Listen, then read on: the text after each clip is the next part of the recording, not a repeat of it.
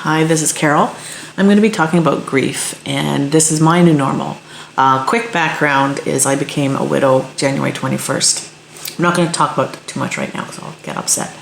But I'm trying to work on myself, and everybody says this is going to be your new normal, and then COVID. Everybody's kind of going through a grief. Everybody's having a new normal. So, of course, all my therapies got canceled except for online, and this is kind of my way of coping. And in talking to my friends and the family and everybody, there's so much grief right now, and I realize I don't really have the coping skills or the knowledge, and I'm trying to learn. Don't hit your microphone, that's new. And so I'm doing this for me and for anybody else that it might help. We're going to be talking about grief, obviously, but we're also going to talk about just how we're all working on ourselves. We're trying to all create our new normal, and I've been doing that my whole life. Stop touching the mic. From everything from dealing with family traumas and life and weight issues and whatever. Like most of us, we're all on this huge journey. Some of it fabulous, some of it horrible, and a lot of it just kind of regular and boring. So I have a girlfriend, Carol in Langan, who is extremely smart.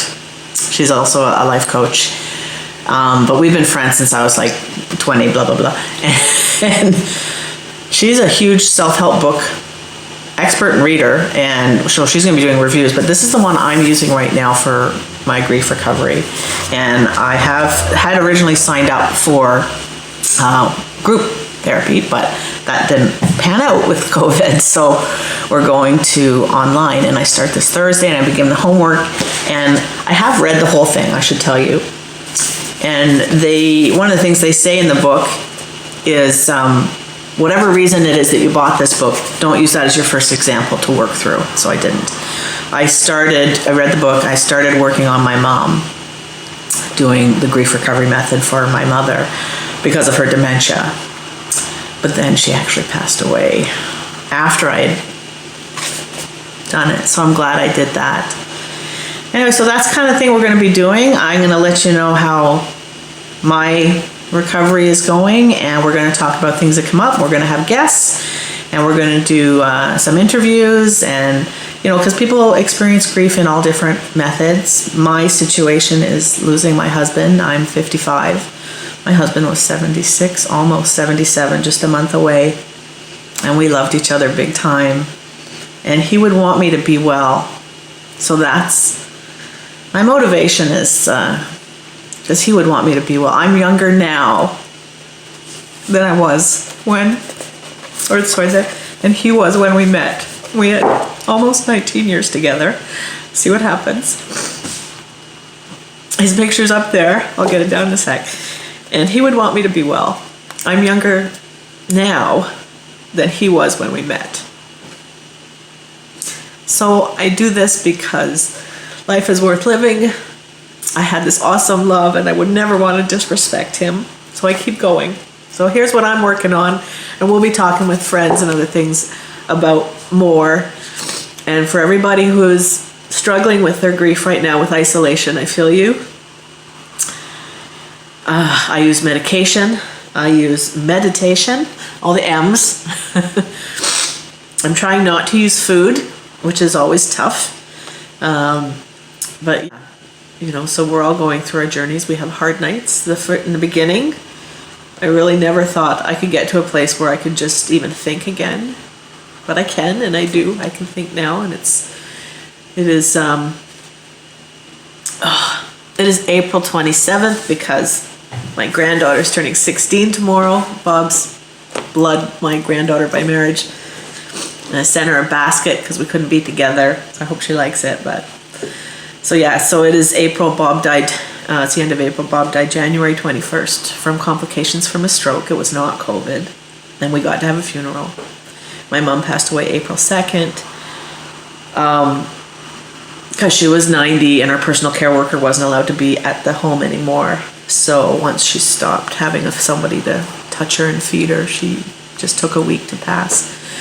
It was COVID related because of the quarantine, but it wasn't from COVID.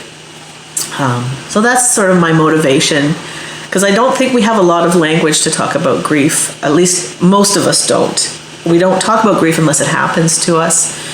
And then we usually get fed the wrong information, and we're passing on information that we were taught and isn't necessarily helpful. And so I just want it to be okay to talk about grief, and not the first time we talk about grief to be when somebody dies. It would be better if we had some language before that, just like we're learning to talk about mental health, sex abuse, all of the taboo subjects. I think grief is the next taboo we need to break, especially because right now the world has a commonality that we're all in some state of grief, and the grief is the loss. Regular life is loss for us all right now. For me, it was my regular life with my husband and being with him every moment of every day, because we work together as well. Whereas now, everybody's normal day is totally messed up, and grief is loss. So we've all kind of lost our normal life. I always thought the world revolved around my husband. I was right, because then the whole world shut down. So anyway, so I'm working on this. I'll let you know how it goes. I have already done the process once for my mom, which was just coincidence, that then she passed away. So I'm going to work on it again for my husband. Well, for me, but about my husband. And the best explanation I can give is in one of my grief groups, which I did through the hospice, Dorothy Lay Hospice, which was amazing. One of the questions that was asked was, is it just take time? And the counselor's response was really excellent. She says, well, if you sit in a dark room for a long time and don't do anything, that's kind of all she said, like, the assumption, but it's true, right? Like, if you want to just stay there, if you don't make an effort and you don't get up or turn on your light or look for a door handle or punch a hole through the wall, make some light in, you can just sit in a dark room. And I don't want to sit in a dark room, because Bob would not want me to sit in a dark room. So that's the point of this.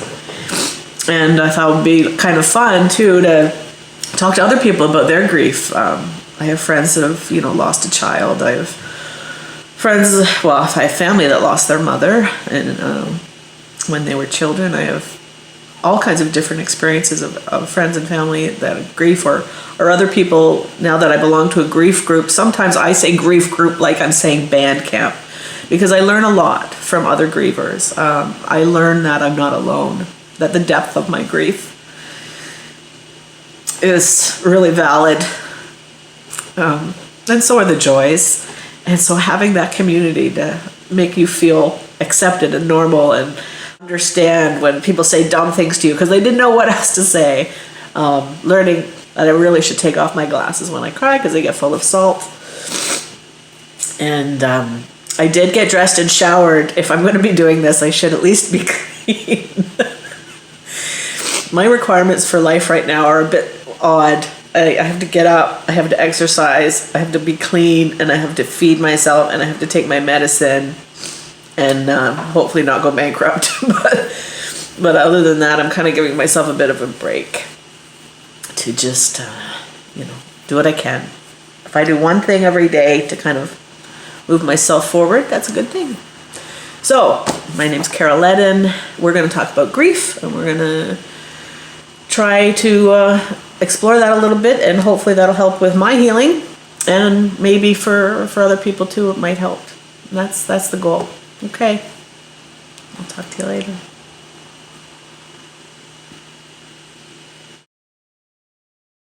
I just wanted to put a picture of Bob there to show you. There he is. That one's when we were younger. Bob has loved me through many weights, and this was last summer. And we went out east to see family and to see my 99-year-old Uncle Lionel. And Uncle Lionel's still fine, thank God. Keep going, Uncle Lionel. We love you. So that's my Bob. Yeah, he doesn't look 77, does he? He was only 1 month away from his birthday. Love that man.